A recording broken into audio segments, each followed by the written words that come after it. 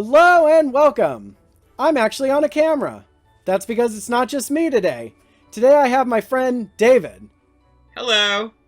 David, what's today's film? Today's film is the Nora Ephron dark comedy Mixed Nuts.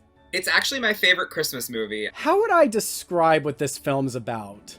In a weird way, the title kind of says it all because it's all very mixed up. There are so many storylines going on at once, and it's also a bottle movie. If you don't know what that is, it means it just takes place over, like, the period of one day or one evening. I guess the easiest way to talk about it is that the main character, Philip, is the head of a suicide hotline. He works there with Catherine and Mrs. Munchnick, and they're on the verge of getting evicted because the building manager is evicting everyone in the building, unless they can come up with $5,000. Consecutively, Catherine's friend, Gracie and Felix, are having kind of a domestic dispute. Gracie is very pregnant. Felix is an artist who recently got out of jail. And all of this is going on while there's a serial killer outside. A lot happens. Is really the best way to put it. Oh, hello. I don't know if that's a good synopsis or not. No, that pretty much sums up the film. I think that's one of the reasons why, in my opinion, the movie didn't do well, is because we can't even describe what the film's about. This film is full of off humor. The first time you hear it, you're like, your brain goes, this is off. I'm an artist. Why can't you paint on canvas or paper like anyone else? Because I'm a wall artist. But you don't have a wall. Yeah, but someday I will have a wall. Or Steve Martin has this monologue about potholes. Well, you see, pothole is spelled P-O-T-H-O-L-E. So if you take the P and add it to the H, the O, and the E, and rearrange the letters, or contrariwise, remove the O, T, and L, you get hope. So just remember, in every pothole there is hope. So there's humor like that, and it's funny, but the first time I heard it, I was like, what is this? It's funny because I've shown this movie to a couple of people. Surprisingly, people go in and they're like, I don't know about this one. And then they usually tend to be like, maybe it's not my favorite movie ever, but I enjoyed it for what it was. Part of the issue with this movie is that it's so many comedic styles all at once. It's kind of like Delia and Nora Ephron found this French play that was then turned into a French film and said, okay, we're going to adapt this movie and we're going to throw all of these ideas into a pot and hopefully it's going to work. And also, on top of that, you have all of these great comedians. Because, I mean, one thing that I will say about this movie is that it has, like, the most stacked cast in the world. Gary Shandling, Madeline Kahn, Rita Wilson and Steve Martin and Liev Schreiber, Adam Sandler. There's Parker Posey and Jon Stewart, who have, like, the most minor of bit parts in it. Stephen Wright, who has a cameo in it. And everyone in it, in my opinion, does a very good job. But one other thing that I will say is that everyone is kind of doing their own brand of comedy. So you have Steve Martin kind of doing his irreverent thing. You have Madeline Kahn doing her kind of, like, brassy thing. Hey! And then you have Adam Sandler doing Adam Sandler. So everyone is very good at what they do, and they're very good at what they're doing in this movie, but it just kind of doesn't necessarily, like, melt together unless you're kind of like, I like all of these things, and I'm very fine with it being all in one pot. Yeah, I mean, this definitely feels like a film that just let comedians be comedians. I'm almost positive that Adam Sandler did not have a script. I wonder whether you prefer I'm in joy to Milky Way. It's very possible. On the soundtrack, one of the songs that he does in it, it says written, arranged, and performed by Adam Sandler. I also feel that Madeline Kahn probably had a lot of improv. I'm stuck in the elevator. Get me, please. Come to get me on Christmas Eve. Come now. Come to get me. Stuck in this place. Get me soon. Hit me in my face.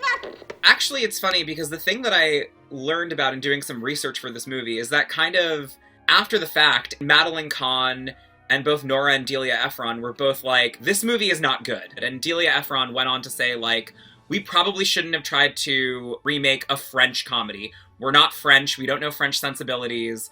We shouldn't have done it, but we did.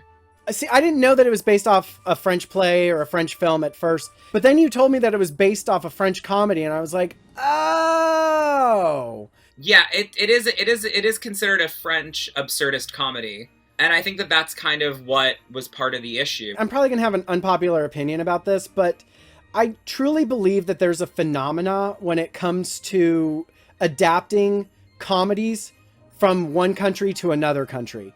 And for example, the internet is flooded with opinions based on why the IT didn't work and why The Office did. I mean, there are things that The Office did that helped. There are things that the IT crowd could have done differently, but I don't think any decision in an adaptation process is a make or break.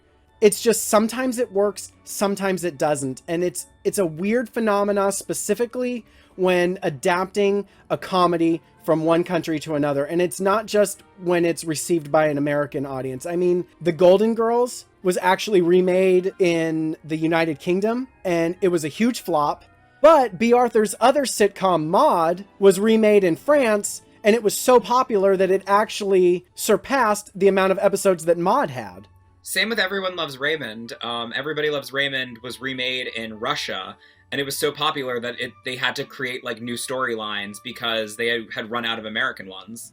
The synopsis of the French one is a guy dressed as Santa Claus shows up to an office party at a suicide hotline. So already we're diverging from that plot line. I can think of a couple of other movies where it's a similar effect. Like there's this French movie called Le Dîner de Con, which was then remade to Dinner for Schmucks. I think that movie did not do well, but like people love Le Dîner de Con on both sides of the world. And then you have like something as similar as Death at a Funeral, and it was basically verbatim the same film. In Mixed Nuts, there was a lot of things that got lost in adaptation. Rita Wilson's character there's something off about her character, and it's strange because she reminds me a lot of Alice DePesto from Moonlighting, which is one of my favorite characters on the show. No job is too big. No job is too small. We're here to please one and all. We're licensed by the state of California and happily accept all major credit cards. How can I help you? Sorry. You already subscribed. But for some reason in this, the whole time I'm watching it and I'm like, this isn't working. I can't put my finger on it, but I just feel like something got lost in adaptation from the character that it's based off in the French version. Another thing that I feel like we would be remiss to not talk about, and I've heard a lot of people talk about this, is that it's a very, very white movie. There is not one actor of color playing a prominent character. But I found out, and I'm actually kind of upset that this didn't happen. Kadeem Hardison and Rosie Perez were actually originally considered to play the Anthony LaPaglia and Juliette Lewis characters. And I want that version of the movie because Rosie Perez makes everything better.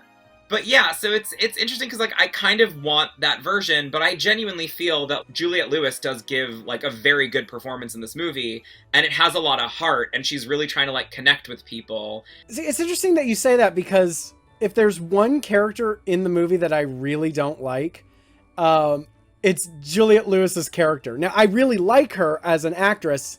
I don't like her in this movie.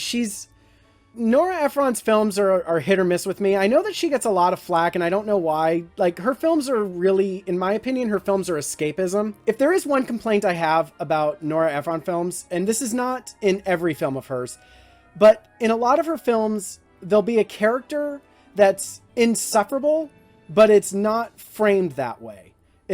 You're supposed to like her. And I think the most universal example would be Amy Adams' character in Julie and Julia. I'm 30. I thought it was going to be terrible, but thanks to you and thanks to Julia, it feels like I'm going to get through. It's really hard to find somebody that likes that character, but it's very obvious that it's framed like we're supposed to like her. The thing that I always go to with that movie is just that at one point she's sitting on a floor. I'm a mess.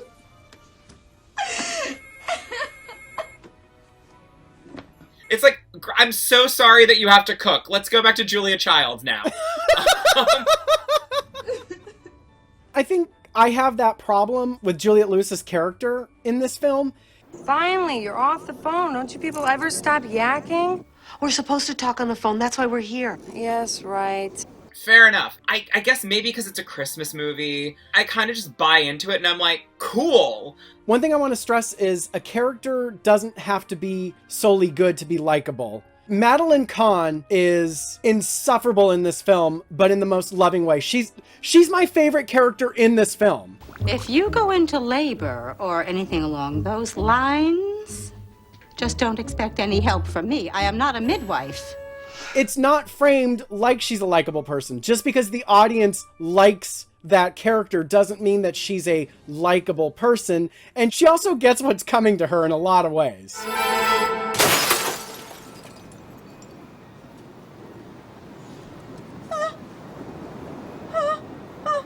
One character that I don't think we can escape talking about is Lee Shriver's character.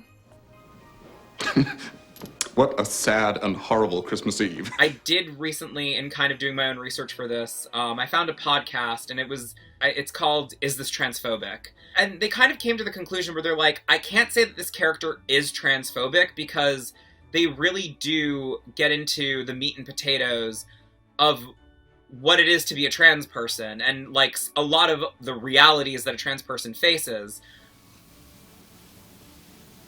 My voice puts you off, doesn't it? Not at all. It doesn't suit me. But also, by the same token, there are a lot of stereotypes and things where it is kind of the joke. And also, I don't really think this is giving away the ending, but like, I feel like with so many movies, when you have someone who is trans, it's like maybe their arc is, okay, we've accepted you, moving on. And I feel like with her arc, not only does the audience kind of grow to love her, and Steve Martin, who is clearly not okay with it at the beginning, okay with it by the end, but also she finds love with the Adam Sandler character. Yeah, and you know, it's cute. It's actually cute, and I normally don't associate any sort of romance involving Adam Sandler as cute, but it's actually really cute in this film. I actually have, I will say that there's only one movie where I would say it's cute, and that's The Wedding Singer. Fair. I will say that we are both cisgendered, so our opinions, you know, our opinions can only go so far. Yeah, and that's also why I chose to, why when I saw the podcast and the title, I was like, let me listen to this podcast, because I'm curious to see what they have to say, because I'm okay with it, but maybe someone who's actually trans is not okay with it. So, but one thing I'm going to say about LGBT representation in the 90s. Would a real woman be missing these? That kind of surgery can be done over the weekend. So when you have that, this character is well above that. That being said, is it a non-offensive character? No. Would it be done today? Absolutely not. But in the environment that it was made in, I'd argue that it's progressive for its time. It's one of those things where also, like, I feel like at that time in Hollywood especially, you know, it's not to say, like, were there no trans actors around? Sure, there were trans actors around. I'm sure that, like, had it been offered to, like, Candace Cain, but by taking a chance on an unknown, it was a very interesting idea. But it's, the other thing that I found out is that it was originally, and I'm wondering if that's why the character's name was Chris, it was originally offered to Chris Farley, who I think would have taken it to a very different, like, it would have been, you know, it wouldn't have been at a 10, and there's a lot of moments in this movie that are constantly at a 10. He would have taken it to a 15. It would have been a very different character. Jessica investigates a suspicious Hollywood murder and exposes the real killer. Oh, I just love her. She's so smart. And I think that it just shows how good of an actor Liev Schreiber is, that he sort of took this character and gave her what she needed. And I mean, today, I think, as you were saying, would it happen today? No. Today we would probably have a trans actor portraying this character, and the trans actor giving input on this character. But I think that for what it was, I mean, you really have to applaud Liev Schreiber for what he did with this role. Well, David, thank you for sharing one of your favorite movies with me, and I'm really glad that I gave this one a second chance, because I gotta tell you, the first time I watched it, I was not impressed, but it's a good film. I agree. I feel like, you know, it should be a Christmas classic. I genuinely think it's a hysterical film. I genuinely adore all of the cast members that are in it. I like that it's a dark comedy at a suicide hotline on Christmas. Like, I think that that's a really interesting juxtaposition. I revisit it every Christmas. That's not even a joke. I think there are plenty of things that are quite enjoyable in this movie and that are valid, and if it's just on the performances alone. So if you haven't checked out Mixed Nuts yet, it's a very good Christmas movie that's terribly underrated. If you've already seen it, what did you think about it?